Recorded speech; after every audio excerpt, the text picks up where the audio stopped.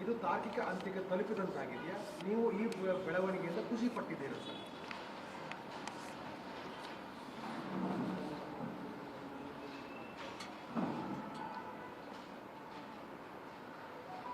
ಕೇಂದ್ರದ ನಮ್ಮ ವರಿಷ್ಠರು ಹಲವಾರು ಬಾರಿ ಬಸನಗೌಡ ಪಾಟೀಲ್ ಯತ್ನಾಳ್ ಅವರಿಗೆ ನೋಟಿಸನ್ನು ಕೊಟ್ಟು ತಿದ್ದುವಂಥ ಪ್ರಯತ್ನ ಮಾಡಿದ್ದಾರೆ. ರಾಜ್ಯದ ಅಧ್ಯಕ್ಷನಾಗಿ ನಾನು ಸಹ ಅಧ್ಯಕ್ಷರಾಗಿ 2-3 ತಿಂಗಳಲ್ಲೇ ನಾನು ಒಂದು ಹೆಜ್ಜೆ ಮುಂದೋಗಿ ನಮ್ಮ ವಿಧಾನ ಪರಿಷತ್ ಸದಸ್ಯರಾಗಿರುವಂಥ ರವಿಕುಮಾರ್ ಅವರು ಮತ್ತು ಇತರ ಪಕ್ಷದ ಮುಖಂಡರು ಯತ್ನಾಳ್ ಅವ್ರನ್ನ ಭೇಟಿ ಮಾಡಿ ಸಮಸ್ಯೆನ ಬಗೆಹರಿಸ್ಕೊಳ್ತಕ್ಕಂಥ ಸಮಸ್ಯೆಗಳು ಕೂಡ ಯಾವುದೂ ಇರಲಿಲ್ಲ. ಆದರೆ ಸಣ್ಣ ಪುಟ್ಟ ಗೊಂದಲಗಳು ಸರಿಪಡಿಸ್ಕೋಬೇಕು in the interest of the party. ರಾಜ್ಯದ ನಮ್ಮ ಪಕ್ಷದ ಹಿತದೃಷ್ಟಿಯಿಂದ, ಕಾರ್ಯಕರ್ತರ ಒಂದು ಹಿತದೃಷ್ಟಿಯಿಂದ ಎಲ್ಲವನ್ನು ಕೂಡ ಸರಿಪಡಿಸ್ಕೊಳ್ಳೋಣ ಅನ್ನುವ ಮಾತನ್ನು ನಾನು ಹೇಳಿದ್ದೆ. ಮತ್ತು ಸನ್ಮಾನ್ಯ ಯತ್ನಾಳ್ ಅವ್ರಿಗೂ ಸಹ ಸದನ ನಡಿಬೇಕಾದರೂ ಕೂಡ ನಾನೇ ವೈಯಕ್ತಿಕ ಅವ್ರನ್ನ ಭೇಟಿ ಮಾಡಿ, ನಾನು ಯಾಕೆ ಭೋಜನ ಕೂಟ ವ್ಯವಸ್ಥೆ ಮಾಡಿದಾಗ ಅವ್ರನ್ನೂ ಕೂಡ ನಾನು ಬರಬೇಕು ತಾವು ಅಂತೇಳಿ. ಎಲ್ಲಿವರೆಗೂ ಅಂತ ಹೇಳಿದ್ರೆ ಯತ್ನಾಳ್ ಅವರೇ ಯಾವುದೇ ವ್ಯತ್ಯಾಸಗಳಿರಲಿ ಸರಿಪಡಿಸ್ಕೊಳ್ಳೋಣ, ದಯವಿಟ್ಟು ನೀವು ಭೋಜನ ಕೂಟಕ್ಕೆ ಬರಬೇಕು ಅಂತೇಳಿ ನಾನೇ ಆಹ್ವಾನಿಸಿದ್ದೆ. ಯಾಕೆಂತ ಹೇಳಿದ್ರೆ ನಾನು ಯತ್ನಾಳ್ ಅವರಿಗೆ ತುಲನೆ ಮಾಡಿದ್ರೆ ವಯಸ್ಸಿನಲ್ಲೂ ಕೂಡ ಚಿಕ್ಕವನು, ಅನುಭವದಲ್ಲೂ ಕೂಡ ಚಿಕ್ಕವನು. ಹಾಗಾಗಿ ರಾಜ್ಯದ ಅಧ್ಯಕ್ಷನಾಗಿ ಎಲ್ಲರನ್ನೂ ಕೂಡ ಒಗ್ಗೂಡಿಸ್ಕೊಂಡು ಹೋಗಬೇಕಾಗಿರ್ತಕ್ಕಂಥದ್ದು ನನ್ನ ಆದ್ಯ ಕರ್ತವ್ಯ. ಸಂಘರ್ಷನಾಗಿದೆ, ಇದು ತಾರ್ಕಿಕ ಅಂತ್ಯಕ್ಕೆ ತಲುಪಿದಂತಾಗಿದೆಯಾ? ನೀವು ಈ ಬೆಳವಣಿಗೆಯಿಂದ ಖುಷಿ ಪಟ್ಟಿದ್ದೀರಾ ಸರ್?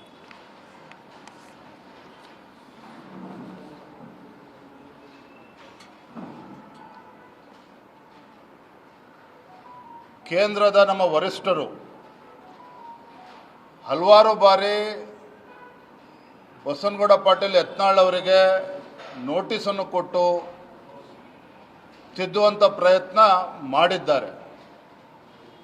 ರಾಜ್ಯದ ಅಧ್ಯಕ್ಷನಾಗಿ ನಾನು ಸಹ ಅಧ್ಯಕ್ಷರಾಗಿ 2-3 ತಿಂಗಳಲ್ಲೇ ನಾನು ಒಂದು ಹೆಜ್ಜೆ ಮುಂದೋಗಿ ನಮ್ಮ ವಿಧಾನ ಪರಿಷತ್ ಸದಸ್ಯರಾಗಿರುವಂಥ ರವಿಕುಮಾರ್ ಅವರು ಮತ್ತು ಇತರ ಪಕ್ಷದ ಮುಖಂಡರು ಯತ್ನಾಳ್ ಅವ್ರನ್ನ ಭೇಟಿ ಮಾಡಿ ಸಮಸ್ಯೆನ ಬಗೆಹರಿಸ್ಕೊಳ್ತಕ್ಕಂಥ ಸಮಸ್ಯೆಗಳು ಕೂಡ ಯಾವುದೂ ಇರಲಿಲ್ಲ.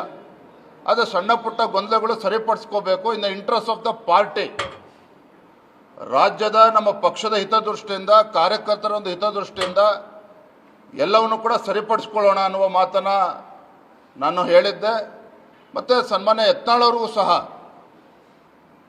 ಸದನ ನಡಿಬೇಕಾದರೂ ಕೂಡ ನಾನೇ ವೈಯಕ್ತಿಕ ಅವ್ರನ್ನ ಭೇಟಿ ಮಾಡಿ, ನಾನು ಯಾಕೆ ಭೋಜನ ಕೂಟ ವ್ಯವಸ್ಥೆ ಮಾಡಿದಾಗ ಅವ್ರನ್ನೂ ಕೂಡ ನಾನು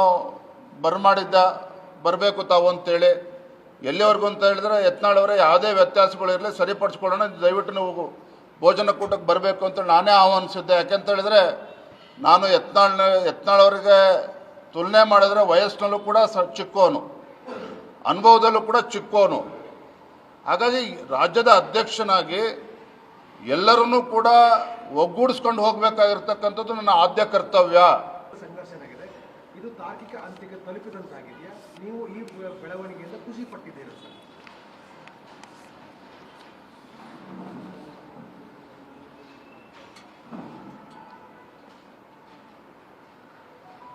ಕೇಂದ್ರದ ನಮ್ಮ ವರಿಷ್ಠರು ಹಲವಾರು ಬಾರಿ ಬಸನಗೌಡ ಪಾಟೀಲ್ ಯತ್ನಾಳ್ ಅವರಿಗೆ ನೋಟಿಸನ್ನು ಕೊಟ್ಟು ತಿದ್ದುವಂಥ ಪ್ರಯತ್ನ ಮಾಡಿದ್ದಾರೆ. ರಾಜ್ಯದ ಅಧ್ಯಕ್ಷನಾಗಿ ನಾನು ಸಹ ಅಧ್ಯಕ್ಷರಾಗಿ 2-3 ತಿಂಗಳಲ್ಲೇ ನಾನು ಒಂದು ಹೆಜ್ಜೆ ಮುಂದೋಗಿ ನಮ್ಮ ವಿಧಾನ ಪರಿಷತ್ ಸದಸ್ಯರಾಗಿರುವಂಥ ರವಿಕುಮಾರ್ ಅವರು ಮತ್ತು ಇತರ ಪಕ್ಷದ ಮುಖಂಡರು ಯತ್ನಾಳ್ ಅವ್ರನ್ನ ಭೇಟಿ ಮಾಡಿ ಸಮಸ್ಯೆನ ಬಗೆಹರಿಸ್ಕೊಳ್ತಕ್ಕಂಥ ಸಮಸ್ಯೆಗಳು ಕೂಡ ಯಾವುದೂ ಇರಲಿಲ್ಲ. ಆದರೆ ಸಣ್ಣ ಪುಟ್ಟ ಗೊಂದಲಗಳು ಸರಿಪಡಿಸ್ಕೋಬೇಕು in the interest of the party. ರಾಜ್ಯದ ನಮ್ಮ ಪಕ್ಷದ ಹಿತದೃಷ್ಟಿಯಿಂದ, ಕಾರ್ಯಕರ್ತರ ಒಂದು ಹಿತದೃಷ್ಟಿಯಿಂದ ಎಲ್ಲವನ್ನು ಕೂಡ ಸರಿಪಡಿಸ್ಕೊಳ್ಳೋಣ ಅನ್ನುವ ಮಾತನ್ನು ನಾನು ಹೇಳಿದ್ದೆ. ಮತ್ತು ಸನ್ಮಾನ್ಯ ಯತ್ನಾಳ್ ಅವ್ರಿಗೂ ಸಹ ಸದನ ನಡಿಬೇಕಾದ್ರೂ ಕೂಡ ನಾನೇ ವೈಯಕ್ತಿಕ ಅವ್ರನ್ನ ಭೇಟಿ ಮಾಡಿ, ನಾನು ಯಾಕೆ ಭೋಜನ ಕೂಟ ವ್ಯವಸ್ಥೆ ಮಾಡಿದಾಗ ಅವ್ರನ್ನೂ ಕೂಡ ನಾನು ಬರಬೇಕು ತಾವು ಅಂತೇಳಿ.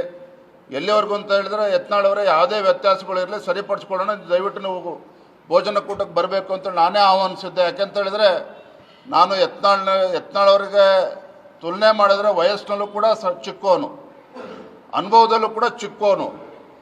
ಹಾಗಾಗಿ ರಾಜ್ಯದ ಅಧ್ಯಕ್ಷನಾಗಿ ಎಲ್ಲರನ್ನೂ ಕೂಡ ಒಗ್ಗೂಡಿಸ್ಕೊಂಡು ಹೋಗಬೇಕಾಗಿರ್ತಕ್ಕಂಥದ್ದು ನನ್ನ ಆದ್ಯ ಕರ್ತವ್ಯ. ಹೆಚ್ಚಿನ ವಿಡಿಯೋಗಳಿಗೆ ಪ್ರತಿಧ್ವನಿ ಯೂಟ್ಯೂಬ್ ಚಾನೆಲ್ ಸಬ್ಸ್ಕ್ರೈಬ್ ಮಾಡಿ, ಬೆಲ್ ಐಕಾನ್ ಕ್ಲಿಕ್ ಮಾಡಿ.